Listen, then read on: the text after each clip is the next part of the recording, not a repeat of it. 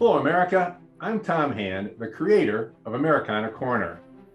And welcome to our series, Preserving America, where we spotlight early American history organizations that are focused on telling the great American story about our nation's first century. We think you will be as impressed and encouraged as we are when you find out what our fellow citizens are doing to keep alive our heroes of the past. Today, we are spotlighting the fine folks at Patrick Henry Memorial Foundation in Brookneal, Virginia, the home of Patrick Henry's Red Hill, his last home and burial spot. Today, we are with Cody Youngblood, his curator. Welcome, Cody. Hi, Tom. Thank you for having me. Thank you so much for joining us. Tell us just a bit about yourself before we get started. Well, as you mentioned, I'm the curator here at Red Hill, and I oversee all of the museum operations here, the preservation of the historic buildings, and the collection and the displays in our museum. Tell us a little bit about the Patrick Henry Memorial Foundation and its mission. Yes, so the PHMF was founded in 1944 to preserve Red Hill and its grounds. At the time, it was in a poor state, and there was no official protection for the grounds. So we had some of our local Brookneal folks form the PHMF and then create this nonprofit to save the grounds and then create a restored Patrick Henry plantation as it would have been seen in the 1790s. And today our mission is to interpret Patrick Henry's legacy in our time and of course preserve the over 1,000 acres at Red Hill. How would you describe or summarize Patrick Henry? Well, Patrick Henry is known as a great orator of the American Revolution. Of course, he was instrumental in creating the Bill of Rights for the Constitution and preserving Americans' individual freedoms. His nickname was the Lion of Liberty because he would give these great speeches that would really dig at the heart of the American Revolution.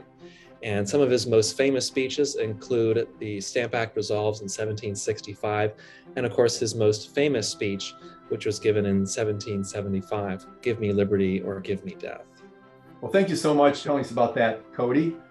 What can you tell us about Red Hill and what can visitors expect on a visit there?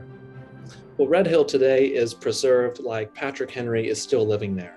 And we're really proud of the fact that we've preserved over 1,000 acres in its original forest land. So when people visit, it is back in a rural area. There's no noise. It's just like it was back in Patrick Henry's day. A visit usually starts with an introductory video, and then people can tour the grounds. We have reconstructed Patrick Henry's home, his kitchen, but we do have his original law office, which dates to the mid-18th century. And it's decorated today with some of Patrick Henry's original furnishings, including his desk and some other items that he used in the law office. And visitors always enjoy their last stop at Red Hill, which is a visit to the museum, so they can see the largest collection of Patrick Henry artifacts in the world. And in that, we display some of Patrick Henry's letters and even the ivory letter opener that Henry stabbed into his chest when he proclaimed, "Give me liberty or give me death" in 1775. Patrick Henry is known as the Lion of Liberty, and his most famous speech is "Give me liberty or give me death." And yet he had enslaved people. Did he struggle with that? Yes, he did. In fact, we have a really important letter written to the abolitionist Robert Pleasants, where Henry kind of lays it all out on the table and says that he recognizes the injustice of slavery, but he's drawn along by the inconvenience of living without enslaved people. And that's where we really see Henry's internal battle between preaching liberty and defiance against a strong central government, whereas in his practices, he himself is almost a representation of a strong government where he enslaves his own people. Very interesting. Yes, he's not alone in the founding fathers who did not free their slaves, but we still need to recognize what happened back then and talk about it, don't we? I agree, certainly. This was an environment that Henry grew up in. His father owned enslaved people. Henry was born on a plantation. He himself inherited slaves at the age of 18. And like I said, he owned them for his entire life. So this was something that he was born into, and he didn't know any different. let's talk about the grant you received from Americana Corner. We're very happy to send that your way. Can you tell us about the project that you have in mind for that grant and kind of tell us what you're hoping to achieve with it?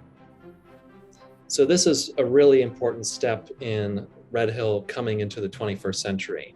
For the longest time, Red Hill has only interpreted the history of the Henry family, but we're looking to tell the whole story now, which includes the history of the enslaved and later the free Black population at Red Hill.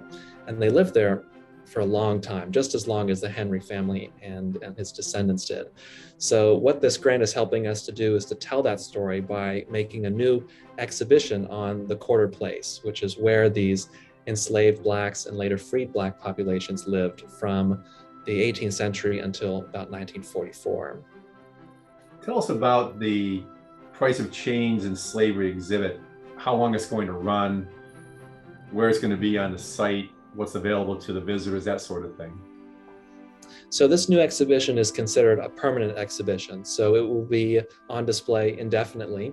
So there's plenty of time for visitors to come and enjoy it. And it's going to be located in one of our reconstructed slave quarters on the quarter place itself. Unfortunately, the original slave quarters were taken down in the 1950s due to their poor condition because they're made of wood. But a few years ago, we reconstructed one of those cabins to an accurate historical display, and it's been empty since then. So this exhibition is going to use that building to create panels and labels and even real objects to show our visitors just how important the story of the African American population is at Red Hill. Cody, last question for you. What are the plans for Red Hill for the next 5 years, and where do you hope to see it go? Right now, all eyes are on the quarter place. The quarter place itself is deep in the forest, and it's not very accessible to visitors. And we obviously want people to be able to access that site to learn the important history of the quarter place. So erosion control is first on our list, making those trails more accessible to more people. And next, our big project that's in the early stages of creation is a permanent memorial to be built at the enslaved and African American cemetery at the quarter place. The cemetery has largely been forgotten. There's no official tombstone there except for one. It was over 147 people buried there. So we'd like to create a memorial to commemorate the lives of both the enslaved and the free Blacks who lived, labored, and died at Red Hill. In addition, we're working to revamp the museum to tell the full story of both Patrick Henry and his enslaved people.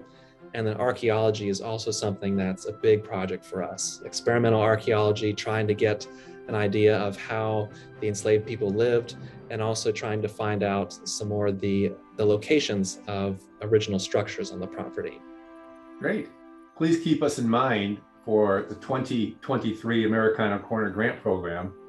I suspect we can help you with some of your mission. We certainly will. Thank you. Wonderful. Well, that's about all the time we have for today.